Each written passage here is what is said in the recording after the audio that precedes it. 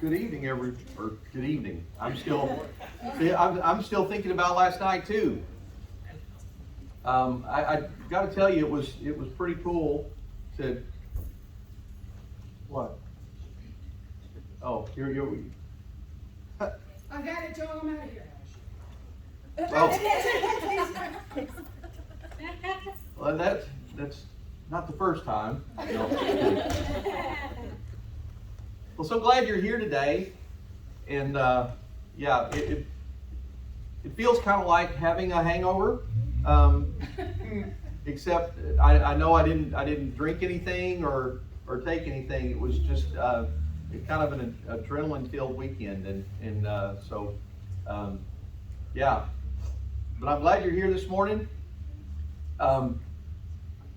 We're continuing in our series Back to Basics, and I want to kind of circle back again, and we talked a little bit from Luke chapter 15 last week, and I think when we talk about what Jesus taught, there are a few things, and I mentioned this last week. There are a few things that Jesus taught, and you kind of see this theme that circulates through it, and it's throughout Jesus' teaching.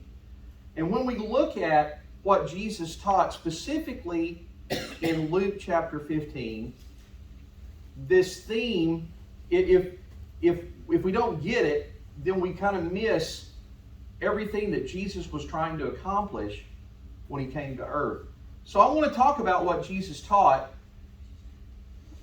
and I want to look at what we looked at last week, which was Luke chapter 15, and it is verse 1 through, I forget how many, but it's essentially that whole chapter. Now, when you look at this passage, we need to understand what's going on, the context of what's happening. Jesus has been teaching now for some time, and these people are coming out of the woodwork. They're following him all over the place. Everywhere he goes, he's surrounded by people, and they're wanting to be around Jesus. And the people that are following him, they're described as tax collectors and notorious sinners. Now, I think we can understand when we talk about tax collectors. Yes, ma'am. When they said sinners back then, what did that mean? Well, and that's what I was going to say. As far as tax collectors, we can understand they were cheats. And so they were notorious in terms of they were likely Jews, and they turned against their neighbors in terms of collecting their taxes. And they made their living. Romans, right? Yeah, they worked for the Romans, and they took taxes from the Jewish people. And so they're kind of bartering with them to see what they can get. And the tax bill might be so much, and then they would add on their amount. And so you can imagine if you're dealing with someone like that you wouldn't like to deal with them. But now, in terms of other, and this is what is mentioned in the text, notorious sinners. What comes to mind? What do you think of in terms of someone who is a sinner? Bless you. Well, notorious, I mean, like, any town, especially like a small town like Brenham, there'd be some like, You have the mic? there'd be some like, a few street people that everybody recognizes, or a few drunks that everybody recognizes. They're always out on the street, and they're notorious in your community. Yeah. Yeah. So what kind of people do you just look at in Brenham, or if you're from Belleville, or wherever you hail from? Are there some certain kinds of notorious people? they just kind of look at it and like, yeah, that person needs Jesus, or that person is not a good person. Or, I mean, let's be honest. Do you look at these people like this person is a sinner? Because these are the people that Luke describes that were coming to Jesus. Ari, I saw your hand up. Well, I was reading Terry's post on Facebook about the people not stopping. I honestly believe people need Jesus if you cannot drive like that. Because on my way to Houston, I'm always like, Jesus, you need to take the wheel because I almost got hit yesterday 3 times. So then people who don't observe the driving laws, Yes, that. right? The California stoppers, you know? Yeah, you had the California roll? Yeah. On the way to our house, Ari's mentioning a post that Terry had about there's a notorious 3-way stop here in Brenham, and everyone that comes to that stop, it's like they're trying to beat the other person who stopped first. And if they can somehow sneak through, you know, and so there's like all this apprehension in terms of how to proceed through there. And Terry, I'm like you, I've almost gotten hit there before. And there have been accidents that have been there. There have been accidents in other places. So, you know, so we can think of people who don't observe traffic laws as some kind of sinner, right? What are some other kinds of people that we would consider to be sinners today? Thieves. Yeah. Thieves. Stealers. People who steal. People who steal, okay? Like shoplifters. Shoplifters. I agree. Whatever the Bible says in certain scripture of it, he talks about certain people. In the Bible. Okay, yeah, but in terms of today, we think of, have you ever spoken to someone that they tend to lie or maybe just expand on the truth? Politicians. Politicians? I have to agree with you there.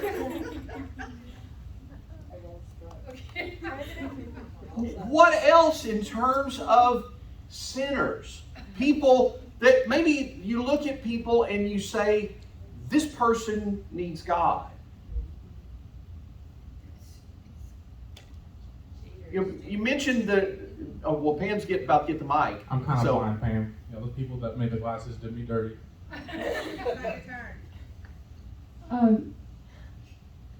In when I was living in Peru, so it's a very, very religious society. And everybody's Catholic, everybody goes to Mass. And so a sinner there would be just somebody who didn't go to Mass. I mean, could be a nice person, could be a good person, but if they didn't go to Mass, if they didn't like go to the religious festivals and participate in the parades and follow the statue of Mary, then that person was a sinner in their way of thinking. Mm-hmm. Trissy, all the way on the other side. Run, babe, run. All right. Chandler. Wow. Deanna, you run. Where's Deanna? Going along with what Pam said, the people who tend to judge everybody else on all of what they are falling short on in their perception of things, big time. Yeah. Well, how about, and we don't have a lot of these here in Brenham, but I think you can recognize people that might be homeless. I've noticed this a lot since I've been in Brown, but maybe because it's small town, but gossip. Gossip, definitely. But in terms of people who need Jesus, you know, in terms of the kind of people who, you just see them out on the street. There's one particular guy, and I met him at the Cannery Kitchen, and he was talking to me, and man, he smelled like alcohol, and he looked like he hadn't taken a bath in probably 3 or 4 months. I've seen this guy all over Brenham. Wouldn't he qualify as not necessarily a sinner, but someone who needs Jesus? How about people who you see who are just alone and they stay alone? They're the kind of people you consider to be loners. How about the stoners? You know those type of people, right? Maybe I heard someone talking this week, and he was talking about his brother that he pretty much lost his mind using drugs. And he's a very talented musician, but he just lost his mind. And he's functional, but it's a shell of the life that he used to have because of what his addiction did to him. How about, and this is really a tough one, but have you ever noticed someone who harms himself? Like cutting. There's some that commit suicide. Well, it's becoming a very prominent thing in our society. And for those of you who don't recognize it, it might be marks on the arm. It might be marks on different parts of the body. And when you recognize that, that's a sign that this person needs Jesus. Now think of all the kinds of people that you can imagine who need Jesus, or the people who, that person definitely needs, stop lying, stop cheating, stop stealing, all those kinds of things. That was the kind of people that was coming to Jesus. And from a religious perspective, they were the kind of people that the religious people didn't necessarily want to hang with. And this passage starts out with Jesus, and these teachers they're grumbling about the fact that all of these misfits, all of these sinners, all of these people who wouldn't be welcome in the Jewish temple are following Jesus around, and he's teaching them. And the religious teachers thought that those people just didn't need to receive any religious instruction, that they didn't deserve to be included in receiving the good news. And here's the thing. This is the crux of it. The religious teachers thought that God would welcome people like them and reject the people that they thought were sinners.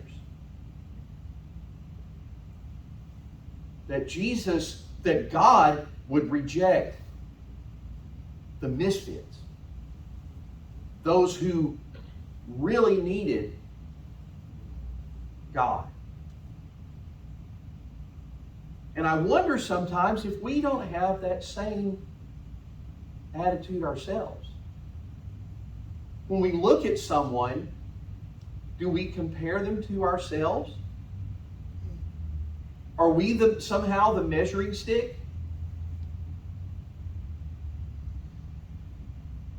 Because if we don't get what Jesus is saying here, then we miss the whole thing. We miss why he came.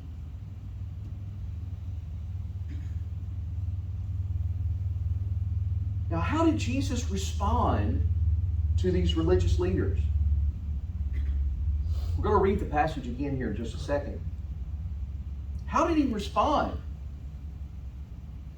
He didn't call him on it, like directly. He didn't argue with him. You notice that? He didn't. So many times we see these exchanges on social media, or maybe, even in public, where people get argumentative about these things. We feel passionately about it, and we have to make our point. And sometimes at the expense of the other person. Well, Jesus didn't respond to him that way. In fact, he kind of did it was like a sidestep, if you will. And Jesus started telling stories. And each of these stories explained what God was like. What God's really like. Now, do you think Jesus knows what God is like? Do you think he might know what he's talking about in terms of explaining who the Father is?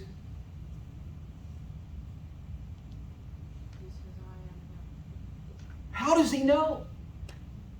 How does he know? Is he just some interloper that's just showed up and he's just moving around and has a following and he's kind of doing his own thing? No, Jesus, he described himself as God's Son. And so as God's Son, he knew what the Father was like. So I want to read the parable of the lost sheep. And when we start talking about these parables, we talk about the parable of the lost sheep. We talk about, Jesus talked about the parable of the lost coin and the parable of the lost son. And we look at them like, well, yeah, I know those stories. I've heard them since I first started coming to church. Maybe even whenever you were in Sunday school. Did any of you learn this story with a flannel graph? Yes. You got the flannel board, and then you stick the characters on there, and they hang there, and and you see you can move the characters down the way. It's really old school. I'm telling on myself. But I want you to listen to this story. I'm going to read it again, and I want you to just pay attention to what Jesus says and how he describes the man and his sheep. Okay? We're going to start in verse 3 of Luke 15. Jesus told them this parable. Suppose one of you has 100 sheep and loses one of them. Doesn't he leave the 99 in the open country and go after the lost sheep until he finds it? And when he finds it, he joyfully puts it on his shoulders and goes home. Then he calls his friends and neighbors together and says, "Rejoice with me. I have found my lost sheep." And I tell you that in the same way, there will be more rejoicing in heaven over one sinner who repents than over 99 righteous persons who do not need to repent. What's Jesus saying here?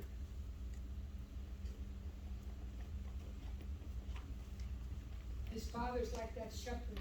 Yeah. My Father's not like who you think he is. He's certainly not like these religious leaders try to tell you he's like. Let me explain to you how my Father feels about you.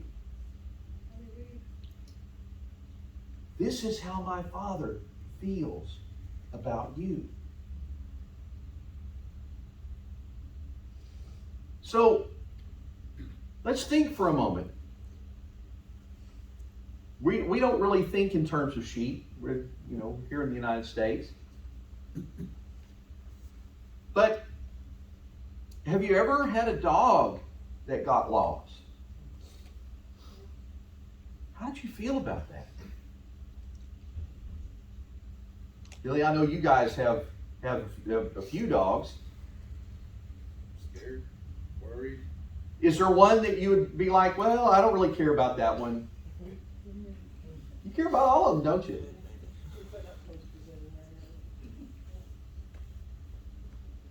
Have you ever gotten lost? I was thinking about this. I completely forgot about it, and I was just going through this story. I was 3 years old. We were in Tyler, Texas. My mother used to take me along with her to go dress shopping. And so, I'm a little kid. I'd love to go to the toy store, but there were no toys. And so I'm just, around all these circular type racks and stuff, and I'd play in and around the clothes and stuff because I didn't have anybody else to play with. Well, in the course of Mom's shopping, I got separated from my mother. And I started looking. I remember this yesterday, 3 years old. And I'm panicked. And I'm running around the store. And of course, there's all these racks. And they're all taller than me. And so I'm going through. It's like being in a jungle, And I the more I looked, the more frantic I got. And the store manager noticed. And he just pulled me aside and he says, "Are you okay?" And he said, I can't find my mom.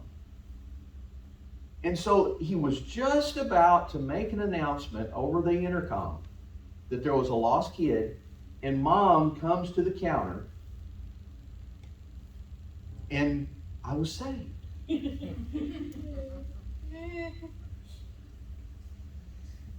Now, what are some ways you think that a sheep or a dog or a kid might get lost? If you don't talk to them in the heart, or Yeah. or you don't tell them to come on, then sometimes they do get lost like that. Yeah. Well, you get distracted, right? Yeah, I wasn't looking for my mother. I was having fun going through the dress racks. And yeah, the jungle of clothes. And I got lost. Now imagine something like a sheep or a dog that they don't think in terms of boundaries. If you have a fence and there's a hole in the fence, this is another thing to explore. Kids too. Now, do you think they intend to get lost? No. No. I can assure you, when I was 3 years old, I did not want to be lost. I wanted to be found.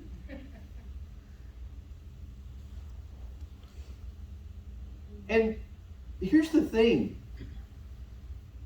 Why did the man leave the flock to go find that one sheep? Why did he leave?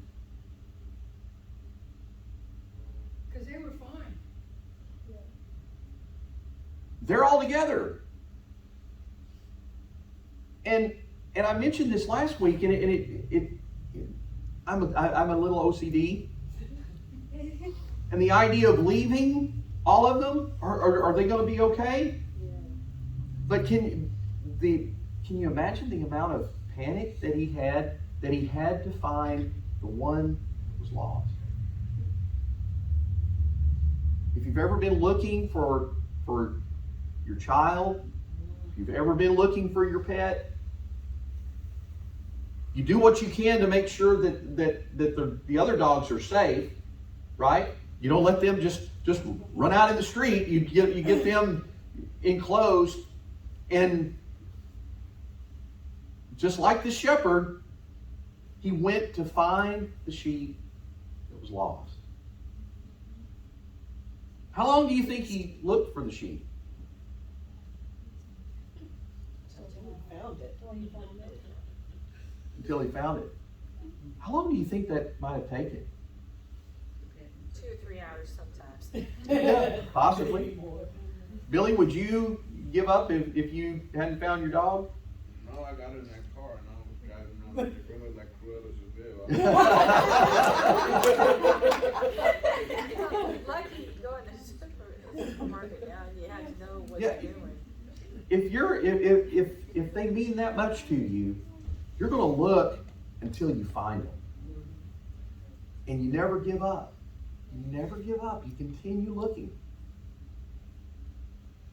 And what does Jesus say? Oh, Pam, you say something? I found a little puppy, a little like maybe 6 months old in that first big freeze that we had like 2 months ago when it got down to the 20s. It was freezing by my chain link fence. And I picked him up, I threw him inside and warmed him up, and I asked my neighbors, had they seen him? I said, yeah, I think the people behind us have a dog like that. And so they didn't remember. I called them. His owner was like maybe in her 20s. She had been driving back and forth in Somerville in her car all night. yeah. When I called her, she just started crying. She had been 12 hours. Because she knew he was going to freeze to death if he Yeah. was out all night. But I found him about 7 or 8, brought him inside. Yeah. How was she when you told her that you'd found her dog? She wouldn't quit thanking me. She thanked me for like 15 minutes. She, Latina lady, we spoke a little bit of Spanish, and she just wanted to hug me. That's all she wanted to do. Hug the dog, hug me, hug the dog, hug me. Billy, when you found your dog, how did you feel? I was angry because I saw him running down the street towards the house.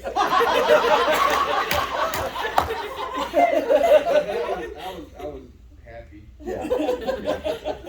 Angry too.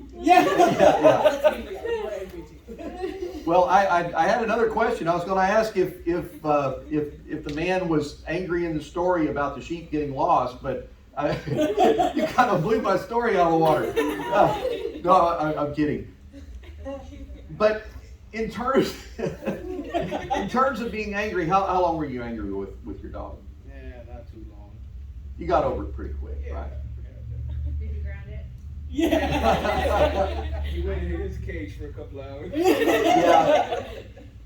You know, when we get over that initial, frustration, we used to have a dog that he would get out and he would take off running, and he had a route and he would just go on a beeline. And he was looking over his shoulder to see if we were following him.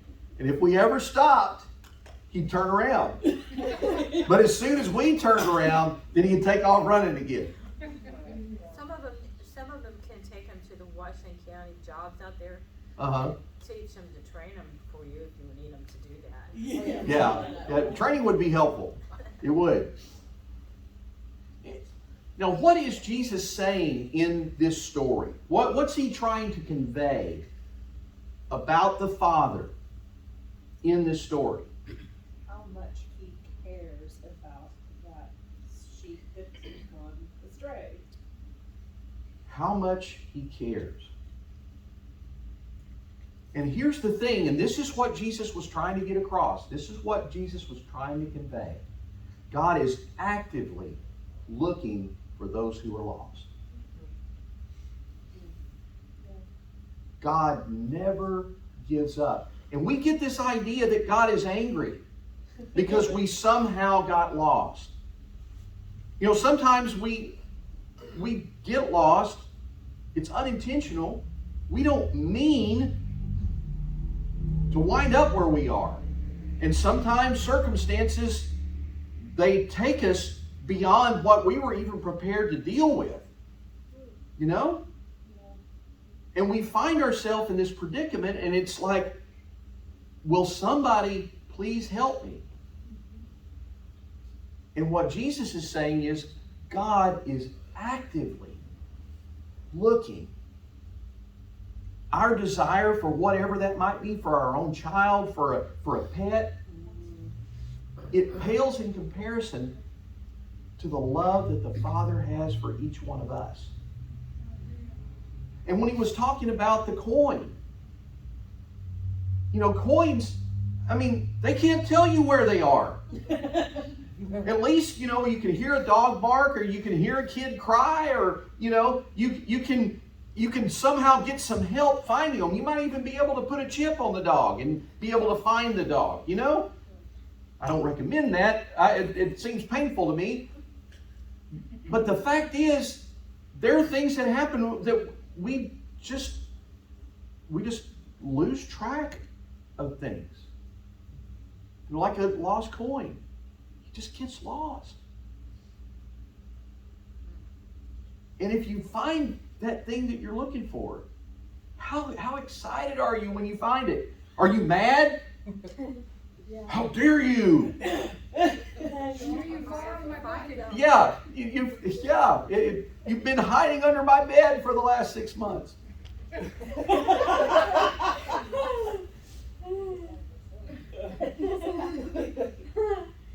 But Jesus is saying that God is actively looking for those who are lost. The ones that... The opposite of what the Pharisees said. Yes. The ones that we think, oh, maybe they're a lost cause. Those are the ones that God is looking for. I had a friend that he became a Christian, and he overheard someone before he became a Christian. It was someone in his family, and he was like, I don't think there's no hope for him. I think there's no hope for him. He'll never come to Jesus. And he had this powerful encounter with the Lord. And then when he was a musician, he was a singer, and when they saw him singing songs that he had written for Jesus, I mean, they were just totally blown away. And he said then that, you know, I'm the lost cause, but God came to find me. Yeah. He came to find me. And I want to encourage you, this is just off of this study that we're doing, but look around, and if God puts someone in your path that you feel like, man, that person would never come to Jesus, start asking God to touch their life and to use you to touch their life, and see if God doesn't change them and bring them into His kingdom. All right? Okay.